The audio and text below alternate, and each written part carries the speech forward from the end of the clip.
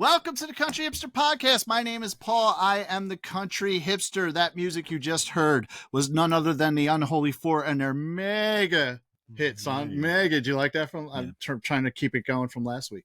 Mega hit song, Dirty Knife. Check out the Unholy Four on Spotify, Bandcamp, Apple Music, YouTube, and wherever you can find the Unholy Four. Last week of October, I almost said March, but it's not. It's October. Last week of October, I know, I'm way fucking off. To use the podcast specific promo code SPOOKY for 15% off at OttsvilleRecordGarage.com for the month of October. Also, if you're listening on Spotify, scroll down a little bit, click the link for listener support, and, give us some support so we can buy beer and other stuff and upgrade equipment and, buy more records and stuff like that. And also make sure you rate us and at 5 stars and leave a review, and also leave comments and subscribe and tell people all about the Country Hipster Podcast. To my left, sipping his PBR, he needs to move in a little bit. Come here. Come get a little closer, man. Let's get fucking cozy. A little bit closer. You're my kind of man. I'm not. This is my brother and co-host, Adam. I prefer like a clean shaven. What? I prefer clean shaven and literate. Motherfucker. This guy. All right. Tom's not here. Now, well, we have a Tom here, but bartender Tom is not here, which leads us to our next guest. A very nice segue to an introduction there, actually. I'll give you that. Let's give a very special guest his first appearance here. Let's give a very special guest. Let's give a very special welcome from the Country Hipster Podcast to someone who, like, all this fumbling I'm doing, he's used to it because we went to high school together. He has his own little beer. No, it's not little. It's not little. He has a lot more followers than us.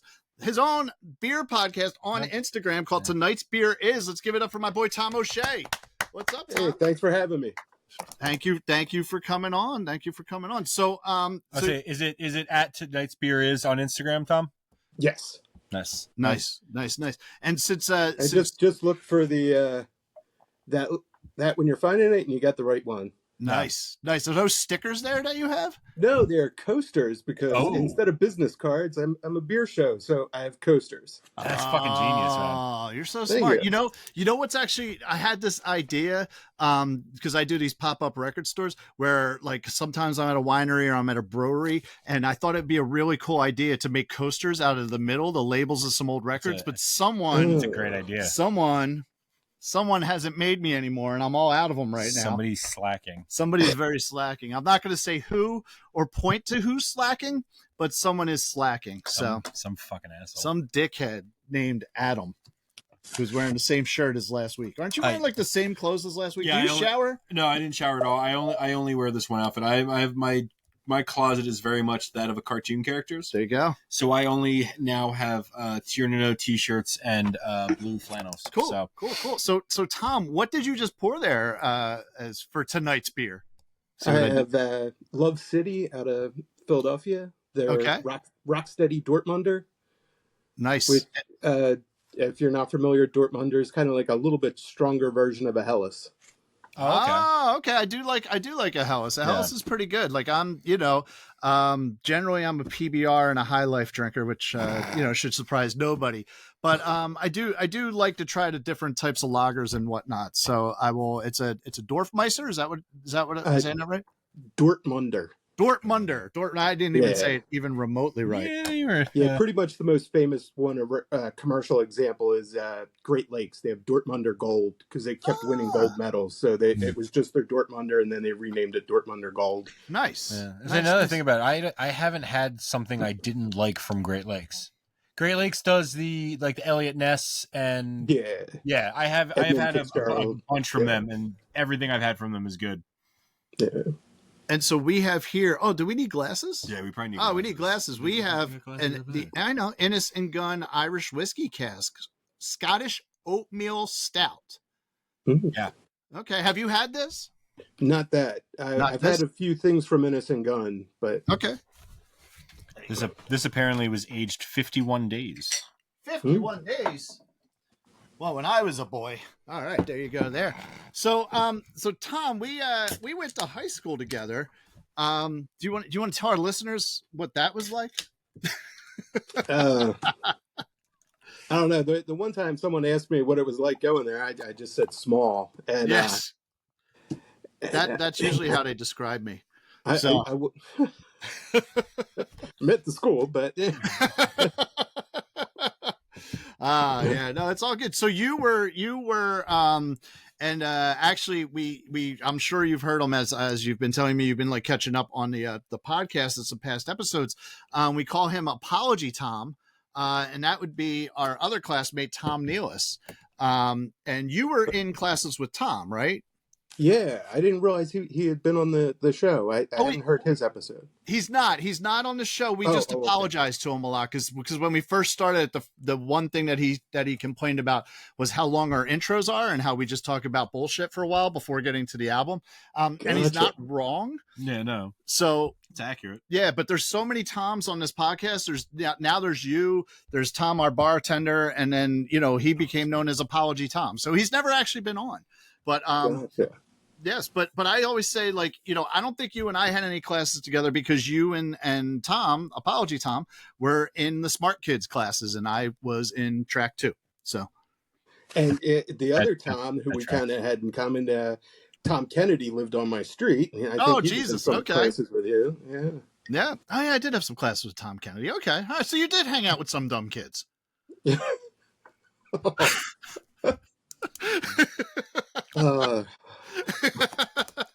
Things haven't changed much. So we are here tonight to talk about. Oh, by the way, I'm sorry. Would you like to promote your Instagram there, or did we already do that? I asked him what the at was. Oh, okay. All right, cool. I'm all over the place. I'm sorry. It's been a long day.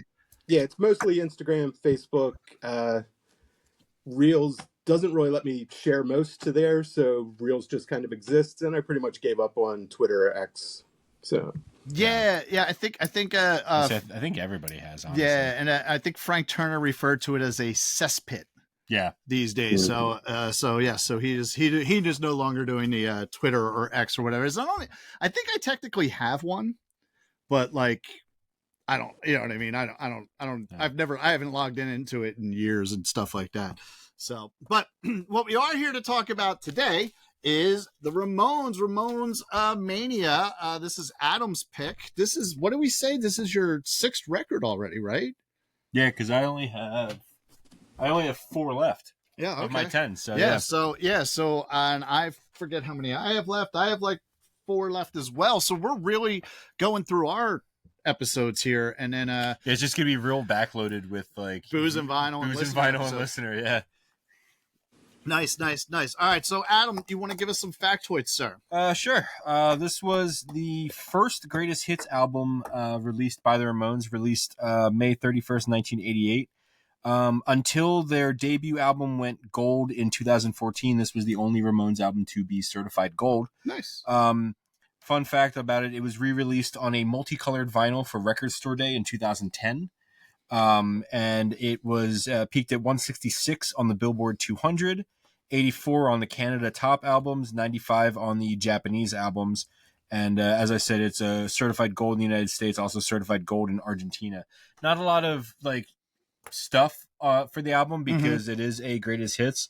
What I didn't write down, because there's 1,000 of them, because I'm assuming it's listing all the producers from all the albums that the songs are drawn from.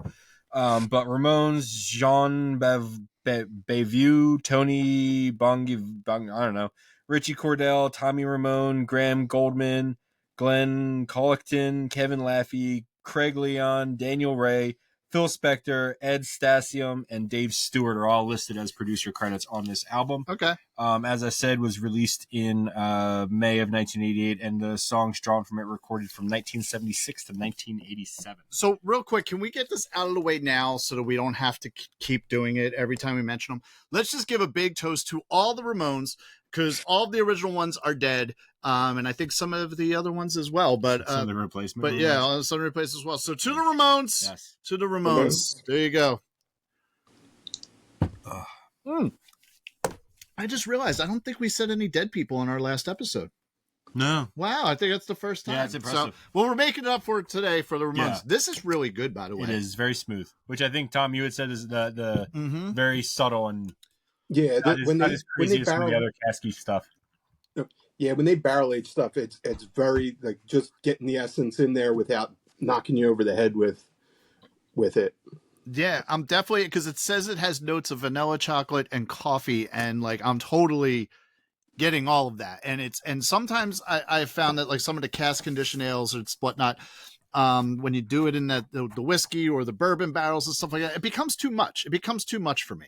It's it's just too much of a flavor that I don't want. But this is all very smooth, very nice, and it's a very easy drinking stout here. So yeah, easy drinking for 6.1%, 6.1%, which is about my it's about where I my like limit there. I don't really like to go above that because it's just, I'm a little bitch.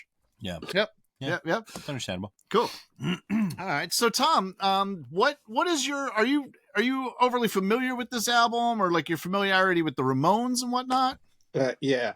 Yes. Normally I wouldn't wear the shirt of the band if I was going to see them, but I felt like this was a little different because we're just talking about them. But the Ramones, I've had probably out of bands, they're the most T-shirts I've had from a band. 3 different Ramones T-shirts over the years. Ramones tribute albums, anything I could get a hold of after this. Like I don't have like all the records. It was more like greatest hits. Mm-hmm. I think the first album I probably had from them was Acid Eaters, which was their covers album. Okay. But after that, which was one of the T-shirts too, because that was just an incredible album cover.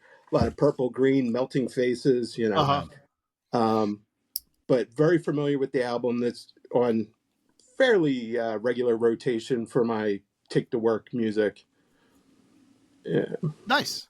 And one of the things I do like about your Instagram as well is you'll like post like your themes of what you're listening to, which is really cool. And most of them are CDs, right? Do you have a vinyl collection? No, I do not. I probably own 2 vinyls that are mine, and that was Pearl Jam Vitalogy. The night they released the album, they sold the vinyl too, and then one time Best Buy had like a Tool, like maybe some sort of record. Never listened to either one of them. Okay. Yeah, pretty much strictly CD, and before that cassette. Okay. All right. Cool. But no, I do like that when you put those themes together, and you still have not put the Birmingham 6 on there as a theme, but that's okay. I'm not hurt. I think I sent you a CD. Did I not send you a CD? No. You just... Well, we'll have to take care of that then. Okay. Yeah, because I was, anytime around St. Patrick's Day when I post the Murphys, you rag on me. But, I know. It's fun. It's what I do. So, so what are your feelings on Mania? I mean, it's a great collection. There's only a handful of songs from them that aren't on there. Mm-hmm. That I think of as being classic Ramones. I think actually, I had said the Acid Eaters, but I had forgotten I had a cassette of Loco Live, which was basically most of the songs on here with a couple switched out. It's just a really great collection of the songs. It was funny, though, when I did first pick it up, because I had Loco Live first, I thought the Ramones were a much heavier band than this shows. And on this side, you really see that while they were one of the first punk bands, they were also one of the first pop punk bands. A little bit, yeah, absolutely. Yeah, it's almost like they started the genre and started the pop end of it, even if they didn't get as much pop for themselves, but it was the style. So it's kind of cool to see that, because usually it's the original comes out and then it devolves into the pop, like the way like industrial music, and then turning into, like, by the time it got to 9 Inch Nails, was a little bit more pop radio friendly, even more though mainstream. Yep. Yeah. Cool. Yeah. Adam, what are your thoughts on this album? So this is my pick. I was telling Paul, I don't remember where I feel like somebody bought this as a gift for me. Okay. I think it was like an ex-girlfriend bought me this as a gift, and I can't remember who or when or for what occasion it was. Which kid she had. Yeah, I can't remember. But I've always been a fan of Ramones. I mean, it's and I was thinking about it just now when Tom was talking. Like Ramones are good, but like you can kind of get away. Like you can kind of just have a greatest hits album and consider yourself a Ramones fan, because like I feel like that's what's important from the Ramones is your blitzkrieg bops and your I want to be sedated, and like that's the kind of shit that like, you know, like I'd be hard pressed to name you a B-side of a Ramones album. Right. But I feel like that's kind of the beauty of it, is that you don't need to sit there and own every single Ramones album. You can buy this greatest hits album and, you know, get the basic idea of the band. It reminds me, growing up, I had a CD. It was a Ramones. It was called Hey Ho, Let's Go. It was a Ramones anthology. It was literally just. I gave that to you. I think I gave that to you. Yeah, I was gonna say. Yeah. It was a 2-disc thing, and it was just fucking every single Ramones song. And I remember driving the one time with my ex-wife, and I had that album on, and she's like, what are we listening to? I'm like, it's the Ramones. Why? She's like, every single fucking song is the same. And I'm like, and I'm sitting there listening. I'm like, no. And I was trying to find something, and I keep skipping through the songs really quickly, and I realized like how many times I hear 1, 2, 3, 4. Like, it's yeah. I mean, every single fucking song is 1, 2, 3, 4. But that's punk. That's punk rock. And you know, and what's great about it is, so like a couple weeks ago at this point, I guess maybe it's months ago. I don't know. At any rate, when Sean was in town, Sean from the Unholy Four, friend of the podcast, was on the Iron Maiden episode. The night before we filmed the Iron Maiden episode, we went down to Kung Fu Necktie and we saw the Queers and we saw Sloppy Seconds. Oh, okay. And like those bands came from the Ramones. Like they were definitely highly influenced by the Ramones. I mean, to the point where the Queers actually did a cover of Blitzkrieg Bop, and it was absolutely fucking wonderful. It was great. And but that's punk rock. That's you know. So you get up, you maybe say something, but ultimately it's like 1, 2, 3, 4, and you just go into it, and it's fun, and it's fast, and it's fun, and that's, you know. I will say that yes, the Ramones can get repetitive. Yeah. But if you listen to them with an open mind, you could definitely hear the differences in the song. You can't just, you know, I mean, it's like, it is a lot of the same speed, a lot of the same, you know, bar chords, you know. Yeah. But there are definitely differences. Some of them are just subtle differences. Others, there's just complete differences in the music that they make.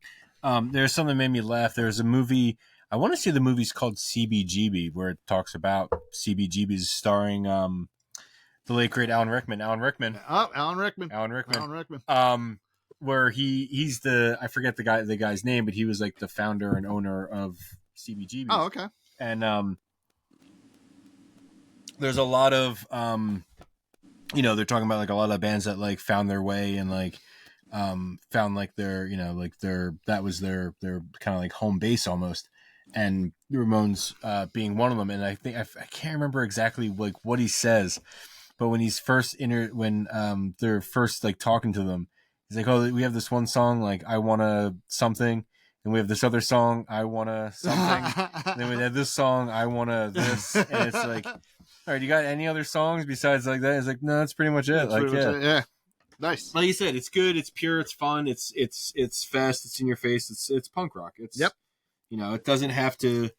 It's not a. The fuck was that? Is that that's you, me. That's me. Oh. No, that's me. My phone's hooked up to my computer. I don't know how to turn it off. It just now it just beeps every time someone text messages me. There you go. It's fun. But yeah, so I enjoy this album a lot. That's why I picked it. Like I said, I'm been a fan of the Ramones. And you know, it's just like, even if you're not a fan of the Ramones, you know Blitzkrieg Bop, you know I Want to Be Sedated.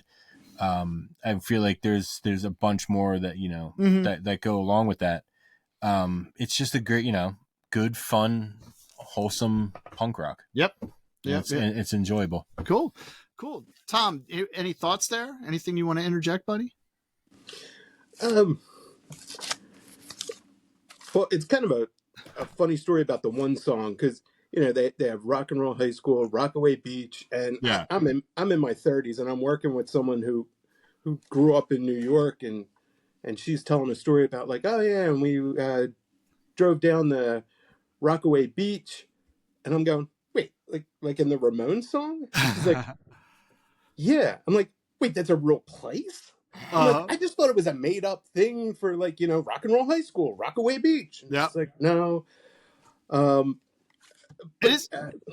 It is cool when shit like that happens. It's like when I went out to Tacoma, Washington, and I got to see all the sites where like 10 Things I Hate About You was filmed.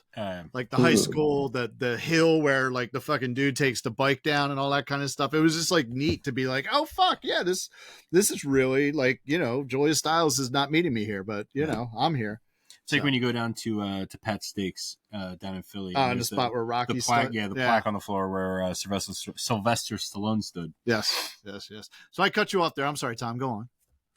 And then I guess just in general with the album, I did kind of feel like it was kind of, punk became something so much different than what they started as, where it was kind of, hey, we're getting sick of all the long Led Zeppelin guitar solos and Jethro Tull, and let's take it back to late 50s, early 60s stuff. So even though most of the music is played more quickly and with less musicianship, you definitely see those earlier moments of rock when rock kind of was the pop that was out, shine through in a lot of them. So I think even though a lot of the stuff sounds the same, there's those instances where it's like, oh, this is a lot of punk music, but the vocals are all almost like girl band or girl group, I should say, not girl band, or type stuff. And then there's moments where they almost lean into just, hey, this isn't a punk song at all. This is a straight up rock song, almost leaning a little towards metal with something like Somebody Put Something in My Drink, where, and even the some of the slower ones where it really harkens back to that girl group type stuff, like the love songs, like I Want to Be Your Boyfriend, and even the cover, well, obviously the cover of Needles and Pins, which was a female singer, which they reversed the pronouns on for their song. It always bums me out when people cover something and they reverse the pronouns. Like I'm like, I forget what I saw, but there was someone talking about that. It was like a meme or something like that. It's like, don't you hate it when like it's a girl singing, like a guy singing a song, and they change it so it sounds like he's like, oh, like they're not falling in love with the guy, they're falling in love with the girl instead, so they don't sound weird. He's like, let's just say that for the next 3.5 minutes that you're covering the song, you're gay now. Okay, like hey, it's back to what you were saying there. I do feel like the Ramones are almost that bridge between like rockabilly and what punk rock became, or like pop punk to an extent too. Definitely with the throwback of how you were saying, like the late 50s, early 60s, rock and roll, and the old Johnny Cash before he was full country and whatnot, and really where Elvis came from, and it is really nice to have that bridge and be able to look at, this is where we were, this is where we are, but the Ramones are kind of how we got there. You know what I mean? Like the Ramones definitely put, get you together with like, fuck's his name? Eddie in the Comets. Am I saying that right? Was that the band? But you take like that, and then you have the Ramones, and then you have Green Day, and it all kind of, you know what I mean? It all flows, and it's all nice, and I like it. I like it. I'm definitely a big fan of the Ramones, and even their look. I love that, like the jeans and the t-shirt, the fucking biker leather jackets, the black hair with the fucking mo cuts. It was great. It's you know what I mean? They were a great band, and they wrote quick songs, but they wrote good songs. Yeah. And I don't think there's any song on this album that's even 3 minutes, or if it's 3 minutes, it's slightly over 3 minutes. Bonzo Goes to Bitburg. Goes to Bitburg. Do you remember Rock and Roll Radio? Is over 3 minutes. Yeah. Okay. There's a few of them, but it's not. Yeah. It's you're hard pressed to find a Ramones song that's longer than 2 minutes or 2.5 minutes or something. Yep. Which leads me to the thing, which I know you haven't, because I don't even know if you were born yet. Tom, did you ever get an opportunity to see the Ramones live? Yeah, it was. They were at Electric Factory on I think it was the farewell tour. Yes. I went, so that was college, but it was with two other, I think it might have only been one other guy from high school, Mike McCourt. Okay. Went to see that with him and maybe Henry Battistelli. Well, there were possibly. three because I was also at that concert at the Electric Factory. It was like January, February of '96. It snowed. Yep. Adios Amigos tour. Yes. Yeah, Gren opened up for them. Who was it? Gren. And it was just this weird thing. And I remember they were trying to get the crowd into it, and nobody. It was people our age. Then there were a bunch of like gray-haired biker guys. And then people who had their grandkids there with them who were like listening to Green Day and like, hey, we're here to show you who started this. Yep. And I just remember this Gren opening up for them. And at one point they're like, we're Gren, and this is a song about drugs. And just no one reacted. It was everybody just kind of standing there. And which is probably why I don't remember them at all. I might have also been drinking a little bit, but no, I was at that concert and I thought it was just like fucking awesome. Now, am I wrong in thinking that the lights were up while they played? I like vaguely remember that being the case. I don't recall. Yeah, but I know like they just came out like and they were like no fucking nonsense, all business. They walked on stage and like literally like 1, 2, 3, 4 and like went right into it. And then the song ended. It's 1, 2, 3, 4, and it was amazing. It was one of like the highest energy shows I'd ever seen. One of the tightest shows I ever saw. Yeah. And they were it's like just so iconic. Like fucking looking up and seeing like fucking Joey Ramone looking like he's like 30 feet tall, just standing there doing his thing. And you know what I mean? It was awesome. It was cool. It's kind of interesting that you said it's one of the tightest shows you've ever seen. Cause like, I almost don't expect them to be super tight. And I almost like would like, I don't know why, just like something, maybe it's just that like that punk like mentality. Like I imagine it being kind of sloppy and kind of like put together. And but that's the thing about the Ramones is that they're not sloppy and they never were. Yeah. Do you know what I mean? They were I would say that musically wise, they were fairly limited in what they did and what they knew how to do. Mm-hmm. But they did it fucking well. Like, and there's something to be said about that, to be able to say like, you know, I could do ABC. Yeah. But it's going to be the best fucking ABC you've ever fucking seen. I can't do E. Fucking forget about G. And I think D's somewhere in there too. Fuck it. I can't do that. Yeah. This is what I can do. And they did it well. And they were tight, man. They were ever like, I can't think of any time, whether I've seen like videos of them or anything like that. I can't think of there ever being a time where they've fucked up. Yeah. You know? Yeah. I couldn't resist watching the documentary End of the Century from them before this. And part of that seems to be actually, Tom, real quick, could you move that more to the center there? We only saw like the very edge of the there it is. Yeah. Cool. Yep. I remember seeing that on HBO a bunch of years back. Yep. What is it called? Okay. End of the Century. End of the Century. I've never heard of that. I gotta check that out. It's good. It's really good. Yeah, and it just seems like Johnny was a bit of like a drill sergeant with the look and everything, because Dee Dee did not want to keep that bowl cut and everything. He wanted to be a little more glam and was hanging out with the glam bands. Yep. And Johnny was just kind of like, no, this is how we do it. You got to dress like this. You got to do this. We got to get on the stage. And apparently, if they did screw up, it would be like a half-hour tirade after the show, like, you missed that note. And so, and that's probably why they were so tight.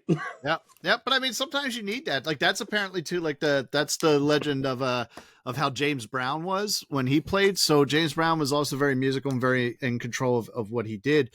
And when you would hear James Brown on stage going, I gotcha, he was basically letting the musician who just fucked up know that he knows who you are, he knows you fucked up, and you're going to hear it later. So it was probably very much a James Brown type of thing. Was one of the things that I learned about that End of the Century there that you just mentioned was how basically, even though they were this unit, how actually disjointed they were. all stemming back to ultimately a woman. Yeah, and even before that, just that bitches, man. Joey was kind of a hippie and Johnny was a conservative. Yes. Yeah. Yes. Definitely different ends of the spectrum there for those two. And they were, I think Johnny and Joey were really the driving force of the Ramones. Yeah. You love DD and CJ and all them, but it's Marky Ramone, like, it's like you love them all, but like if Joey or Johnny had left at any time, that would have been the end of the Ramones. Their bass player and their drummers were ultimately interchangeable, as most bass players and drummers are. Yeah. Sorry, guys, it's the truth. I identify as a bass player. I know. So cool. Yeah. So yeah. That's all I got, man. Yeah. I love this album. It's a great album. I'm really. I said we were talking about before the episode. The copy that Paul held up at the beginning of the episode is actually Paul's copy. Yes. Paul and I both have the same. That's and we figured out same pressing of the album. Yep. So that's pretty cool. I actually got mine. You see the sticker on the back there. I got mine at Hot Topic. Mine probably came from Hot Topic because it was, like I said, it was probably an extra. I think it was an extra. Was it paid $9? $8.99. I got this for $8.99 at Hot Topic, and it was probably on sale because I remember going into Hot Topic. This is when I started collecting vinyl again, and before I had a turntable, I started buying records. Yeah. Because I knew it was something that I wanted to do. And the one time I went into Hot Topic, and that is when I bought this. And one of the reasons I bought this is when I bought this. I bought one of the Johnny Cash America albums on a clear vinyl, which is really fucking cool. And I bought the River City Extension album, The Unmistakable Man. Bought them all on the same day, and like I said, they were having some sort of a vinyl sale. Like, I guess they were just trying to clear some stuff out. But that is where I got this for $9 plus whatever discount I got on top of it. So yeah. So I have a few other Ramones albums. I have a live album. It's like a picture disc. I forget where it's live from. I want to say it's from Rochester, but I could be wrong about that. Which is pretty cool, and it definitely captures them very, very well live, and their live sound, which really isn't that different than their studio stuff, except that maybe it's a little dirtier, just in general, just because it's general house noise. You know what I mean? It's not remastered. It's not, you know what I mean? It's not all sunk up like perfectly, but and then I have I think it's Rocket to Russia. I have a clear vinyl version of that from one of the Rocktober releases from a few years ago too. So interesting. But I mean, honestly, it is one of those things though, like I have this album, so I don't really need to go out and buy each individual Ramones album. Yeah. What do you think about that, Tom? Yeah, definitely. And even just when it comes to greatest hits albums, there's plenty that I'm thinking, okay, I like the band, but I really like what's out there that I've heard. And I buy those. And a lot of times I'm just like, yeah, I don't feel like listening to that. Yeah. Like I have the Doors greatest hits. Every once in a while I'm like, yeah, no, I don't feel like listening to that. There's a few other bands where I have the greatest hits. But the Ramones Mania, I always come back to. Yep. It's just a great collection. I agree. So it seems like there's a general consensus among the three of us that we all enjoy and love this album, love the Ramones. Yes. But the real question is, what does that sweet baby angel who taught us all today what the wheels on the bus do? What does she think of Ramones Mania? Tom, did you know I have an almost 2-year-old daughter? Yes. Okay. And I have one on the way as well. Yes. And that we were almost. Hence the earlier baby. Yes. Code? Yeah. And our that was listener. I'm sorry. That was listener. Yeah, with the question mark. But there was a baby one. Yes. And also we are almost 50 years old. So there's that. So so cheers to that. Okay, so the Regina factor on this is it's going down as a like, but it's like slightly above indifferent. Actually, Katie made a suggestion. She's like, you should do a chart that shows where exactly she came in, because again, it does get monotonous. Yeah. So there were certain songs where you just like, she had that look on her face, like, didn't we just listen to this? Yeah. And then Blitzkrieg Bop would come on and she'd be like, oh, this is different. You know what I mean? And then it would like be like a couple in a row. And then she'd be like, what? Oh, we are a happy family. And she was all happy about that. You know what I mean? So it definitely goes down as a like. So on the Regina factor, as I spoiled last week, Adam has 5 likes and 1 dislike. I am at 4 likes, 1 dislike, and indifferent. Tom, not this Tom the bartender at Country Heartthrob, is at 1 like, and the listeners are at 1 like, 1 dislike, and 1 indifferent. So there we are. So Tom, you are the guest. What are your top 3 songs on this album? If you have 3 or more or less. Yeah, I think since there's 30 songs on here, I have to go with a little bit more than 3. Cool. So I think I have 5 favorites and then a few honorable mentions that I can run through real quick. Do it. Take your time, man. So the top 5, I mean, I Want to Be Sedated is just what I think of when I think of the Ramones. So even though it's the big hit, that's definitely the favorite. And then after it, it's pretty much interchangeable between Blitzkrieg Bop,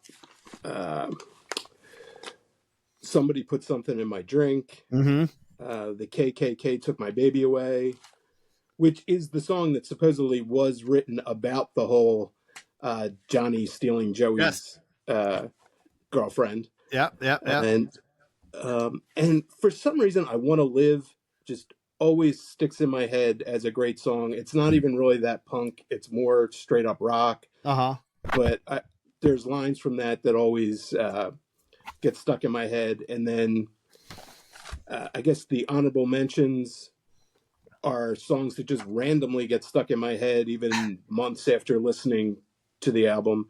Sheena Is a Punk Rocker, Pinhead, We're a Happy Family, Outsider, We Want the Airwaves. Nice. And Chinese Rock. Okay. Cool. What are your tops there? Do you have a similar situation? No, actually, I have a top 3. Okay. Actually, my favorite Ramones song is on this album. My favorite Ramones song of all time is Bonzo Goes to Bitburg. Okay. So I have Bonzo Goes to Bitburg at the top of my list. I have Beat on the Brett, and I have Sheena's a Punk Rocker. Oh, man, Beat on the Brett's such a good fucking song, yeah. man.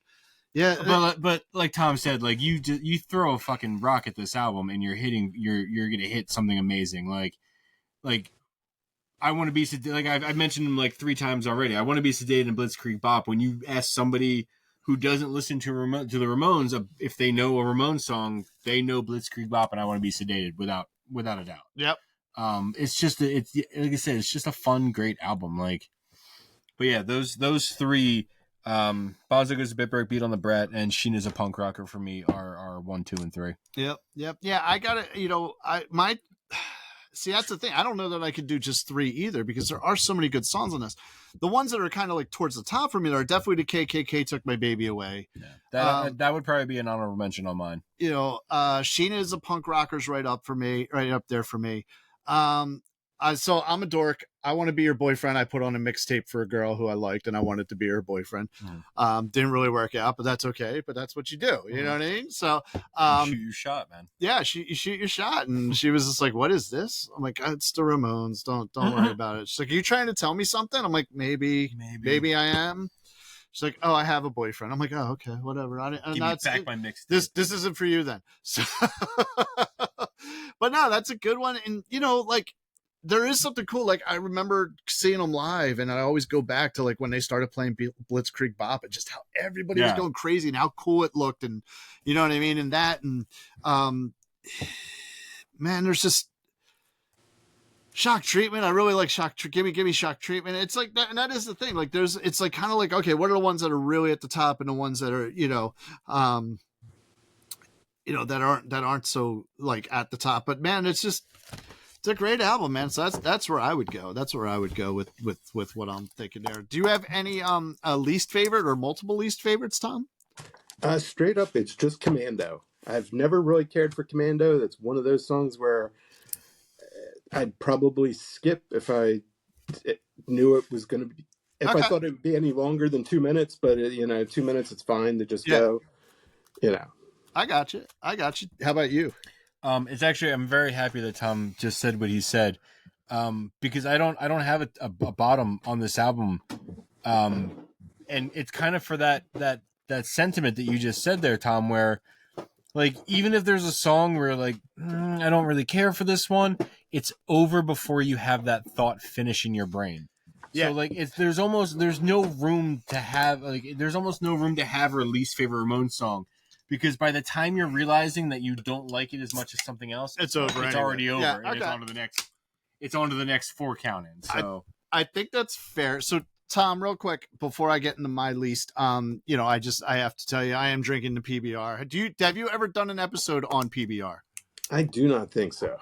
You should do that. I'll be your guest on it. I promise you. I'll say nice things about PBR. I don't know. It's crap.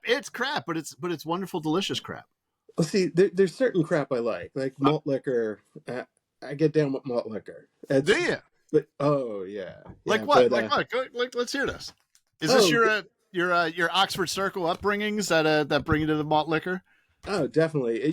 That's kind of cut my teeth on drinking beer with malt liquor. So, and I just recently had like big project at work, and whenever I do that, when I finish, it's usually malt liquor, which is getting harder and harder to find. But yeah, I'll grab something like a 6-pack of either Hurricane, nice, O80. You can't really find St. Ides anymore, but no, you can't. Colt 45. Yeah, Hurricane used to be the best priced one because you could get I think it was like almost like buy 2 40s get one free back in the day. Okay. Yeah. So what is it about malt liquor to compare to like other beers that you usually drink? Well, they're a slightly more compared to what I normally drink. Yeah. Or... Like if you go to like I've seen your Instagram, and it's like you do like you're doing like the Oktoberfest one the other day where you had like the 3 beers and whatnot, and then you have like different types of stuff, which is good. I actually like seeing it because I'm like, oh, okay, that's interesting because it teaches me about different types of beer, different styles of beer and whatnot. Something that like if I'm out, I don't know what to grab, so a lot of times I'll just go with what I know. But like. So I see you drinking like a lot of different stuff that is not malt liquor. So like what draws you back, I guess, to malt liquor compared to like the other stuff that you drink? Well, I guess for me, when anyone says, "Oh, don't you just like regular beer?"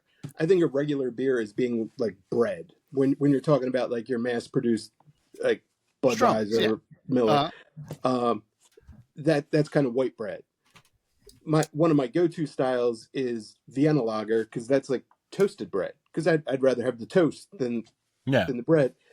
But if I'm gonna kind of go like watching sports or kind of, oh my god, this has been a hellacious week at work, I just want something I can knock back and not try and analyze or anything.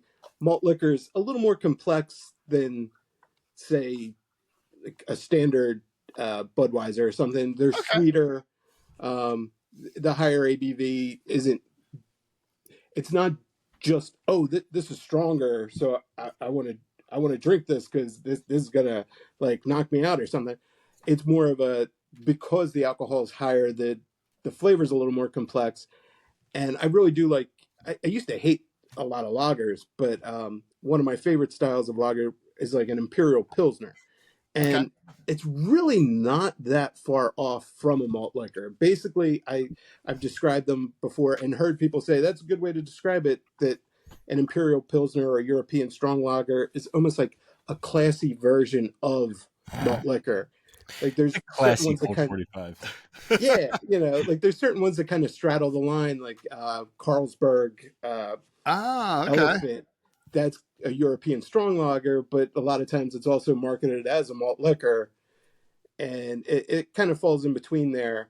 So there's less in the American ones. There's less hop complexity or something, but you're still getting a bit more malt, a bit more sweetness from that than you would from the standard like Budweiser, Miller Lite, something like that. Okay. So it's something that's a little more flavorful, but still you don't really have to think too much when you're drinking it. Like if, your baseball team or your hockey team is in the playoffs and,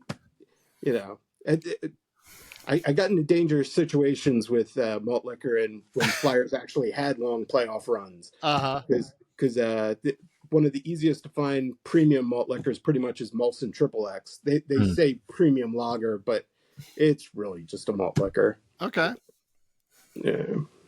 I say you don't really have to think hard about it when you have a 40 of 240s duct taped to your hands. Hey. Yeah. So listen, I actually got to go back to something you said about like a classed up Colt 45. Dude, Colt 45 at Billy fucking D. Williams. You don't get higher class than that. That's true. You know what I mean? Am I right, Tom? Colt 45 and 266. You can't. No. So there is no class above Colt 45. No. Just saying. No, that was cool, man. Thank you. Because like now I'm like, oh man, I never really drank a whole lot of malt liquor. With as much as like I guess shitty beers I drank, I never really got into malt liquor. So maybe I need to do that. Maybe I need to go back. I would normally not advise putting something in the freezer, but malt liquor, get it nice and cold. Okay. And then have it. Nice. We had malt liquor on this podcast. What, the O80? The Old English? Is Old English malt liquor now? Yeah, right. Yes. Is it? Oh, okay. Yeah, we had oldie for the Beastie Boys. Oh, right. For Beastie Boys. For Beastie Boys, yeah, when we made the Brass Monkey. Yeah. Okay. All right. Cool. So, back to the record. My least favorite, honestly, is actually Cretin Hop, because I feel like it's a ripoff of Blitzkrieg Bop. Like they ripped off their own song and didn't do it as well. Yeah. Excuse me. And that's the only reason I really don't particularly care for that song on this album. Yeah. So yeah. All right. So moving right along, where are we? Hold on, I gotta flip around my notes and whatnot. All right, so I have my version here. What are you drinking now, Tom? This is Levante Craft Pilsner, which is pretty much Levante's answer to, I guess, really a macro beer. Okay. They're just kind of making a low alcohol Pilsner that you can enjoy on any occasion, they pretty much say. So it's a little more flavorful than something like Budweiser, but goes down just as easy, and it's only 5% ABV. So it's like my ex-wife. No.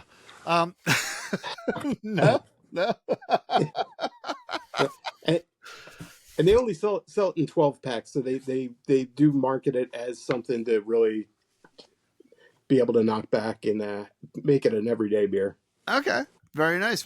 So do you have a particular... What? I don't know why, but like in my head, like they only sell it in 12 packs, just like Paul's ex-wife. Makes no sense. So do you have a particular, like, is there a style of beer that like that is your favorite? Not necessarily your go-to, but your favorite. Probably Belgian strong ales. Okay. Or my favorite beer is a Belgian strong ale, but I guess as a style, probably imperial stouts. Oh, okay. Yeah. I'm happy that you said that, Tom, because I was just about to ask you, gun to your head, what are you saying? Like, gun to your head, no restrictions of money or whether or not it's in production or anything like that. Gun to your head, what is the beer that you're going to drink if someone says you can drink any beer? Well, my favorite one is, and I hate because they changed the name of it. It used to be real easy to say. It was Gouden Corolla's Grand Cru. Mm-hmm. But then they decided to get all fancy, and it's Gouden Corolla's QV Van de Kaiser Blau. Jesus. So it's they have a blue version, which I guess the Flemish word for blue is Blau, and then they have the red one, and I forget what that is. The red one's a light a Belgian Golden Strong, and the Blau is a Belgian Dark Strong. Mm. And that was they only brew it one day a year. Yeah, I forget when it is. It's sometime in February. It's like Oh, it's I forget which day, but it's one day a year they brew that, and they have a regular version of just Gouden Corollas, and that's also a Belgian strong ale. But this one you can age for up to 10 years. It really it's really nice. There's a little bit of kind of a little bit of chocolate, a little bit of vanilla, but it's not like a sweet beer. It's kind of hard to explain. There's a lot going on with it. It's very complex. When I used to buy it on a regular basis, I wouldn't drink it for. I would look for ones that were already a couple years old, even in the store, because in the beginning it's good, but it's better with a couple years on it. Yeah. Nice. Almost like wine. Yeah, it's very much. Okay. Yeah. Nice. Yeah, beers will transform. Like Dogfish Head's 120-minute IPA. Yeah, I've aged one of those in a like beer fridge, like with a controlled temperature, like you would age wine, for 10 years, and it pretty much becomes, a lot of the hops drop out, and it was probably the best barley wine, because it pretty much turned into a barley wine. Okay. Because of the hops dropping out that I've ever had when it's aged that long. Because that one's up around, at the time of the one I had, it was probably around 21% alcohol by volume. Jesus. I would say the with the Dogfish, what is it, like the 60 is 6, the 90 is 9, and then the 120 minute is like anywhere between, like, I've seen anything like between 15 and 25. Yeah, they started putting a range on it. I think for the most part it lands usually between like 18 and 21. But they did start having to put a range on it, because there were a couple times when they brewed it and they had to dump it when it had a specific alcohol content on it, and it just didn't turn out right. Yeah. Okay. So Tom, this is, you're saying all this good stuff here.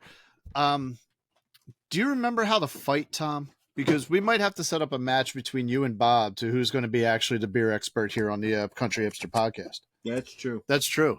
Well, I never really knew how to fight, but okay. Well, yeah, then you should be fine. You and Bob would probably make a pretty good match, because I don't know that Bob ever knew how to fight either. He plays accordion, so it's, what's he going to do really? He's an accordion player. So, are you down for fighting our technical, like our previous resident beer expert to be our new beer? Can expert? We do bonus content of them, like those just like a kiddie pool and some fucking KY jelly and just them going at it? No. Like, no, we got to do it like right. Like we do a kiddie pool filled with PBR. There you go. So that way, you know what I mean? Because that makes a little bit more sense. Yeah. And you guys get in the pretty kiddie pool, and you got to wrestle. And but there got to be like we're all older, so like they got to be just 30-second rounds, and between each round you got to chug a beer, and each round the alcohol content gets higher per beer. Are you down for this? I don't know about that. Like maybe something more along the lines of like the roulette challenge, and we try who gets the style right. Maybe that seems more. Fine. I thought you were gonna go like a beginning of like Raiders of the Lost Ark when Marion's like drinking that broth under the table. Just like, yeah, you and Bob are gonna just drink to the death, apparently. Pisani. That's very nice. We do got to get you in here though. That would actually be a lot of fun to have you and Bob on here and to do like a roulette challenge. Maybe do another beer episode. That would be really good. Just like to literally put our two beer experts to the task. Yeah, you're now our other beer expert, Tom. You're like part of the podcast now. You can't get out of it. Well, I already heard him say on the last one, lagers are clear, and I'm like, well, what about Keller beers? They're specifically unfiltered. Those are fight words, Tom. Oh, there it is. Fucking throwing down the fucking chalice, yes, the goblet, all the other glassware. All of them. He's taking a pint glass and he's breaking it in half. He's like, I will fucking stab you with this, Bob. Oh, shit. I like it. This is good. We're gonna have to make this happen. So on to the Discogs value. Like I said, I have a copy of this. My brother has his own copy of it. And we happen to have the same pressing. Not that mine matters for the for the Big D, because honestly, you really, you don't need me getting any more. We should just stop my records right now. Yeah, right? you should probably just right. Okay, just hit the next few rounds up. Yes. So, basically, what we both have is just a 2 LP reissue. There's no specific year on it or anything like that. No. Just a run of the mill reissue. As we knew with mine, because I still have the price sticker on there. I bought it for $9. Your very good plus value on this record, and mine, but mine doesn't count for the Big D, is $50.56, which is pretty good. So we round up to 51. Especially we have the same pressing. You bought yours at Hot Topic for $8.99. Yeah, and it's worth it's a nice little come up. Yeah, no, that's like that's a good investment for my money there for sitting on it. So that brings your running total is $419. Mm-hmm. My running total is $681. Jesus, which means that you're negative $262. Fucking to me, the closest. So even if I had that Counting Crows album in my thing, I would need that Counting Crows album to fucking make up that deficit, because exactly 289. Yeah. Fucking you would basically, yes. You need to hope that in one of your last 4 records, you have the Counting Crows. I fucking doubt it. So, although one of them's a foreign pressing. You got very excited when I said something about a foreign pressing. I did, earlier, yeah. So. Yeah, I forget which one, but no, I did get excited about that. A little worried, but I'm not so worried anymore. I think we looked up that foreign pressing one time. It's not. Oh, really? Okay. So. Here's what I'll say. There's actually 2 records that I have left that one of them I think might also be big money. Oh, yeah. Like, no, I didn't. Again, it's not a Buffy thing. I didn't purposely put it there. I didn't purposely put it in the Counting Crows because of the big money, because of the Big D. But the one I'm pretty sure not pretty sure. It's like I'm 50-50. It wouldn't surprise me if it ends up being big money.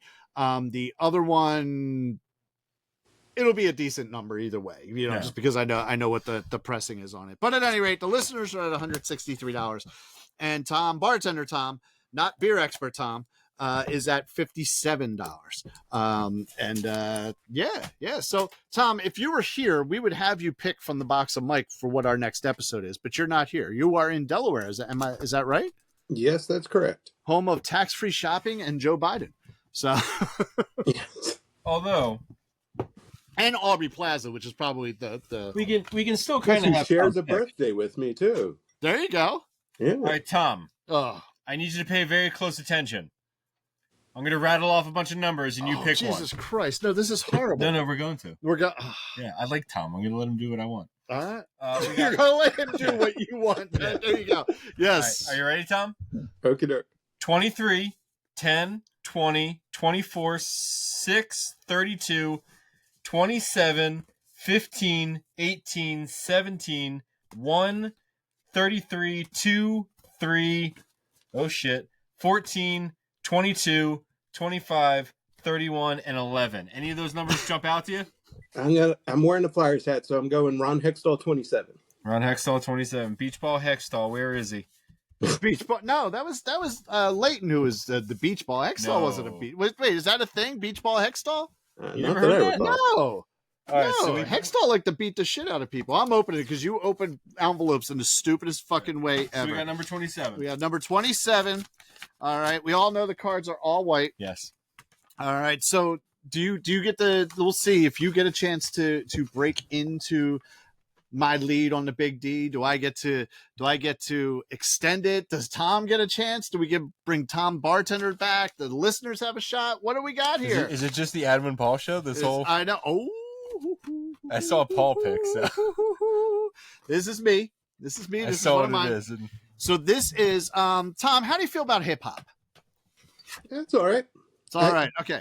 This is, in my opinion, the greatest hip hop album ever made, and I own it. And it is De La Soul, 3 Feet High and Rising. So let me go grab it. Is De La Soul hip hop? Oh God, yeah. Yeah. Fucking De La Soul, 3 Feet High and Rising. And for some reason in my head, just based solely on the name, I assumed De La Soul was like R&B, but no, man. I got a pretty cool fucking sleeve. I got a pretty copy. I got this is the reissue. This is the one that came out last year. It's don't worry. No? I don't think you should worry too much. This is crazy. I mean, maybe I haven't looked in a while, but I have a yellow vinyl pressing of this. They put this out last year on yellow, pink, and blue vinyl.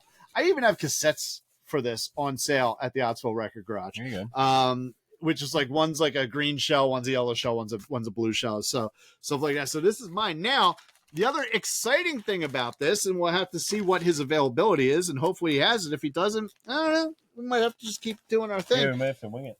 This is a Booze and Vinyl episode. Fucking final. All right, so Booze and Vinyl, Volume 1. Page 80. Page 80. I wrote all this stuff down. Ooh, which leads me to, do I reach out to my friend, my new friend on Instagram? That's not you. I have another friend on Instagram that might want to talk about this record as well. We'll have to see. Oh, excuse me. These are neat drinks. Wait, do they have gin and Amaro? Amaro. No, they don't.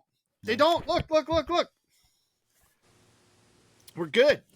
Oh, no, we're not. Yeah, we are. What? Because of the small egg? This is a whole small egg. Yeah, that's interesting. I don't know about that. And a dash of a dash of cayenne pepper. This is going to be interesting. But yes, De La Soul, 3 Feet High and Rising. Next week, it's my pick. We're dwindling down on my picks here. And it's a Booze and Vinyl, so we'll have to see what's going on. Hopefully Tom can make it, or maybe we do another one from Tier to Know. We'll have to see what's up. That sounds awful. That sounds delicious. I don't know. It could be wonderful. So, Tom, how was your first experience here on the Country Hipster Podcast? Yeah, it was pretty good. Nice. Yeah. Cool. Well, we'd like to thank you for coming on. Make sure you check out on Instagram. Tonight's Beer Is, right? That it's just Tonight's Beer Is, Yep. No apostrophe or anything like that. No. Correct. Okay. Cool. And how often do you post? There's usually at least one video a week, and then a few static photos with beer review type stuff during the week.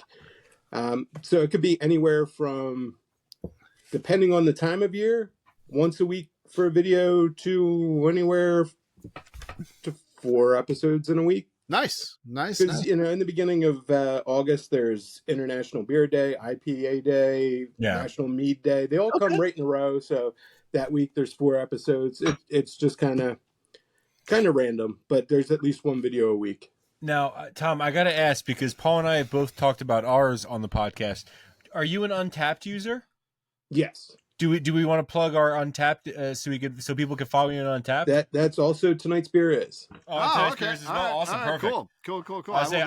Honestly, I just thought about it because I was like, I haven't checked in any of the beers I've had tonight. I'm like, I wonder if Tom's going. I got to follow you on Untapped. Tom, are you checking in these beers that you have drank tonight as well? I will, but I've checked them in before, so usually I don't put too much on the. Too many. I tend to not do repeats as well. Well, could you just for tonight's sake check them in again, but check them in from the Ottsville Record Garage? Sure. Because we are on there, so that would actually be pretty cool if you could check them in from the Ottsville Record Garage. That'd be pretty awesome. So, but hey, man, thank you so much for coming on, man. It was really great talking to you again. Me. Yes, it's been many years since I've actually seen you in person, so it was like really cool to reconnect and have you on here. So yeah, I'm trying to think if we actually spoke since high school. I mean, there might have been one of the reunions, but I haven't gone to any, so I don't think so. Oh, okay.